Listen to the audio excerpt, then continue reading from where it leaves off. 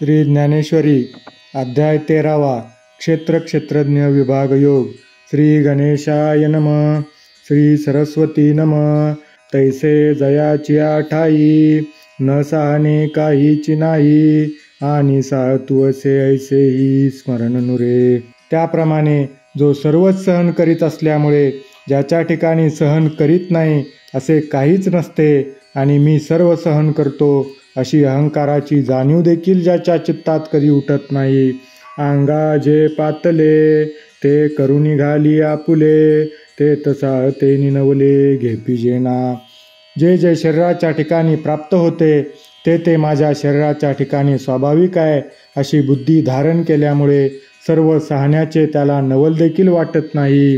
हे अनाक्रोश क्षमा दयापाशी प्रियोत्तमा जाणतेने महिमा ज्ञानाशी गा.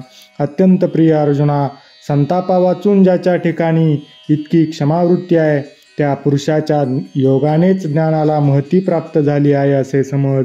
तो पुरुषू पांडवा ज्ञानाचा ओलावा आता परिसार जवा रूप करू.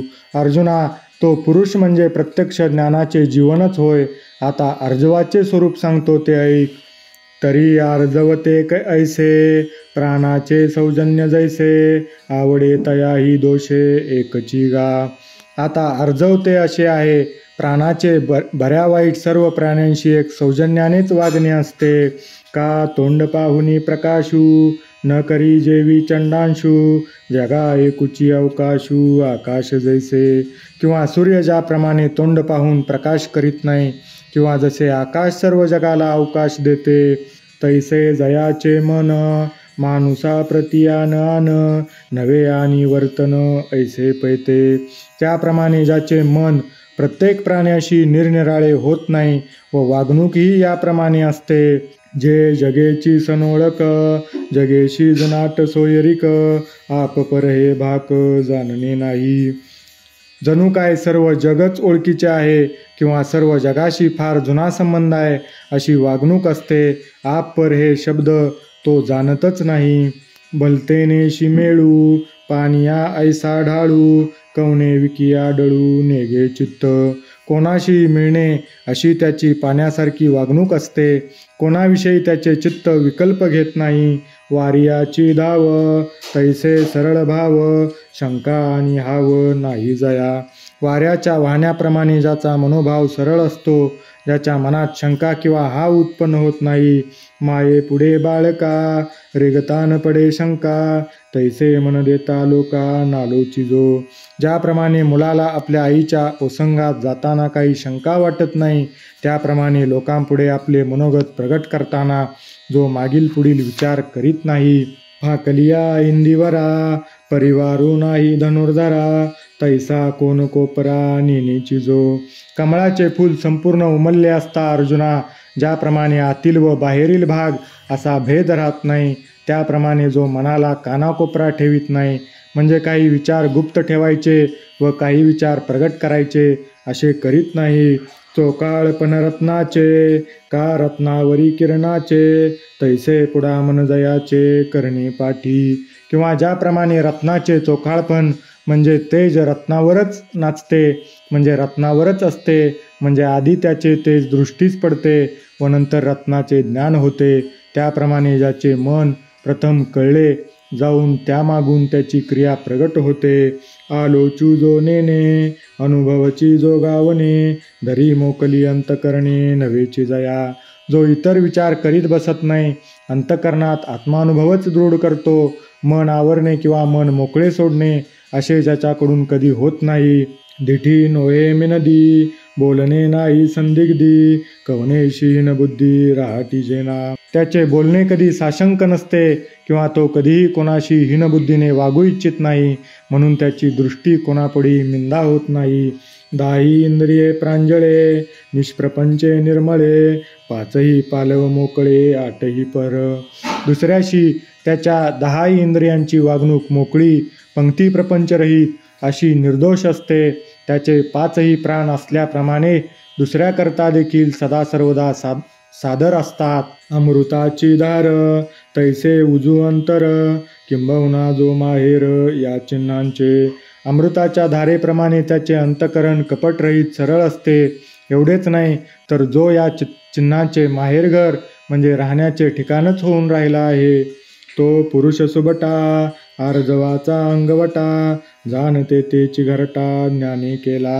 हे उत्तम योद्धा अर्जुना, तो पुरुष म्हणजे सरळ वागणुकीची मूर्तीच असून ज्ञानाने तेथेच घर केले आहे असे जाण. आता ययावरी गुरुभक्तीची परी सांगो गावधारी चतुर्नाथा. हे सर्व चतुर पुरुषामध्ये श्रेष्ठ अशा अर्जुना, आता यानंतर गुरुभक्तीचा प्रकार सांगतो तो ऐक. आगवियाची दैवा जन्मभूमी हे सेवा जे ब्रह्म करी जीवा स्वच्छा तेही.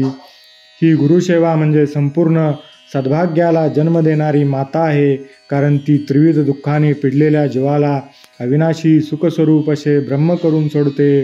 ते आचार्योपास्ती प्रगटी जेल तुझ प्रती बैसोदे कपांती अवधानाची. ती सद्गुरूची सेवा कशी करायची हे तुला आता सविस्तर सांगतो. तेथे तुझे संपूर्ण लक्ष एकाग्र होऊन बसू दे. तरी सकळ जळ समृद्धी घेऊनी गंगा निघाली उददी की श्रुती हे महापदी पैठी झाली.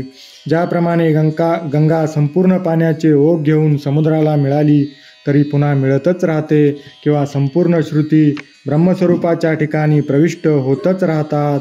नाना वेटाळुनी जीविते गुणागुण उकिते प्राणनाथा उचिते दिधले प्रिया. किंवा पतिव्रता स्त्री ज्याप्रमाणे आपल्या जीविताला धरून असलेले संपूर्ण गुणावगुण योग्य रीतीने पतीलाच समर्पण करते, तैसे सभाया पुले जेने गुरुकुळी ओपिले आपण पे केले भक्तीचे घर.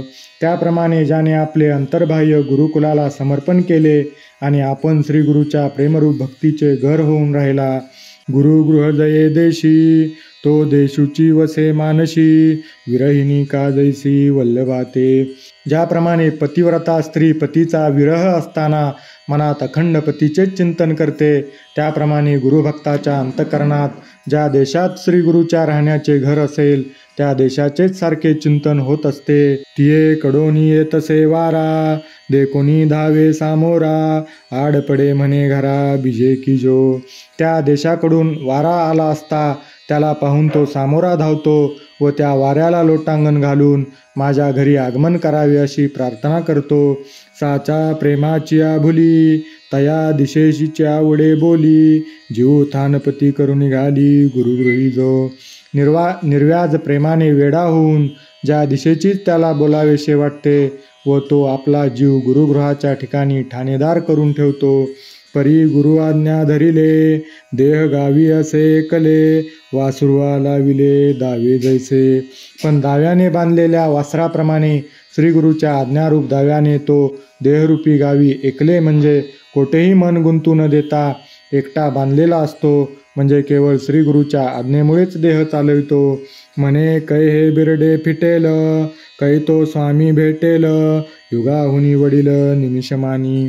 आणि केव्हा हे दावे सुटेल व केव्हा ते श्रीगुरु स्वामी भेटतील असा विरह करीत असताना एक क्षण देखील त्याला युगाहून मोठा वाटतो. ऐसया गुरुग्रामीचे आले का स्वये गुरुनीची धाडिले तरी गता आयुष्या जोडले आयुष्य जैसे. अशा स्थितीत श्रीगुरूच्या राहत्या गावाहून कोण आल्यास किंवा श्रीगुरूंनीच त्याच्या समाचाराकरता कोणास पाठविल्यास आयुष्य संपलेल्याला आयुष्य प्राप्त झाल्यासारखे त्याला वाटते. का सुखतया अंकुरा वरी पडलिया पियुषधारा नाना अल्पोदकीचा सागरा आला मासा. सुकत असलेल्या अंकुरावर अमृत वर्षा व्हावा अथवा थोड्याच काळात पाणी आटून मरणाची पाळी येईल अशा डबक्यातील माशांनी समुद्रात यावे. ना तरी रंके निदान देखिले का आंधळिया डोळे उघडले भनंगाची अंगाले इंद्रपद. किंवा दरिद्री मनुष्याने धनाचा हंडा पाहावा किंवा आंधळ्याला डोळे प्राप्त व्हावे किंवा भिकाऱ्याला इंद्रपद प्राप्त व्हावे. तैसे गुरुकुळाचे निनावे महासुखे अति थोरावे जे कोडेही पोटाळवे आकाश का.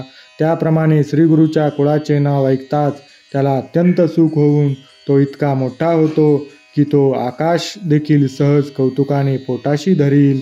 पै गुरुकुळी ऐसी आवडी जया दे कशी, जान ज्ञान तयापाशी पायकी करी. याप्रमाणे गुरुकुळादिकांचे ठिकाणी ज्याची अशी तळमळ तुला दिसून येईल, त्याच्यापाशी ज्ञान हे त्याची सेवा करीत आहे असे समज. आणि अभ्यंतरी लियेकडे प्रेमाचे निपवाडे, श्री गुरुचे रूपडे उपाशी ध्यानी. श्री गुरुविषयी अंतकरणात असलेल्या नितांत प्रेमाच्या योगाने तो श्री गुरुचे रूप ध्यानात आणून उपासना करतो. हृदय शुद्धीची आवारी, आराध्यो तो निश्चल ध्रुव करी, मग सर्व भावेशी परिवारी आपण होय. शुद्ध अशा हृदयाचा आवार किंवा तट उभारून आराध्य अशा श्रीगुरूच्या रूपाला तो ध्रुवाप्रमाणे अंतकरणात अचल स्थान करून मग सर्व मनोभाव व सेवा साहित्य यांच्या रूपाने आपणच आहोत अशी बुद्धी धारण करतो.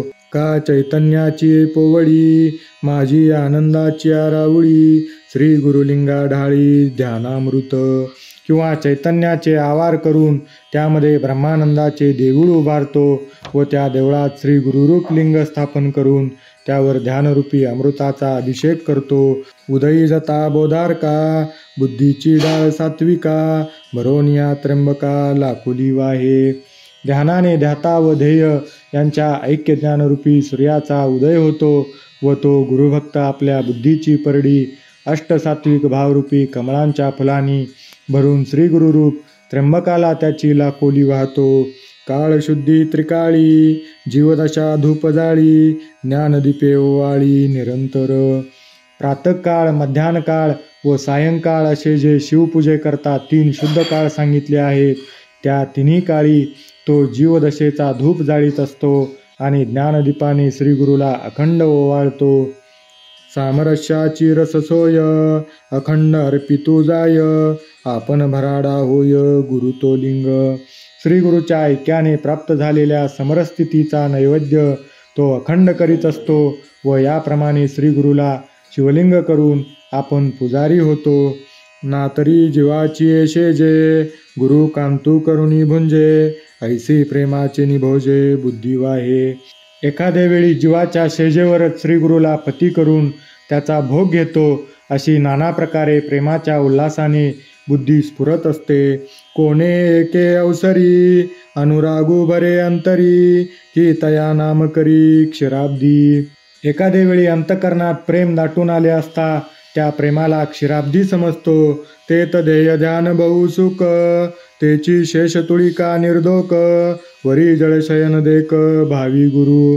तेथे ध्येय ध्यान अपार सुख ही त्रिपुटीच निर्दोष अशी शेषरूप गादी आहे व त्यावर जलशयन करणारे भगवान विष्णू श्रीगुरू आहेत अशी भावना करतो. मग ओळगती पाय, ते लक्ष्मी आपण होय, गरुड होऊन उभा राहे आपणची. मग त्या श्रीगुरुरूपी विष्णूची सेवा करणारी लक्ष्मी आपण होतो आणि आपणच गरुडी होऊन हात जोडून सन्मुख उभा राहतो. नाभी आपण जन्मे, ऐसे गुरुमूर्ती प्रेमे, अनुभवी मनोधर्मे ध्यान सुख.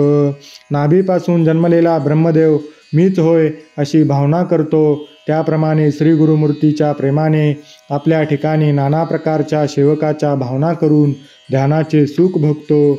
एकादिये वेळे, गुरुमाय करी भाव बळे, मग स्तन्य सुखे लोळे अंकावरी.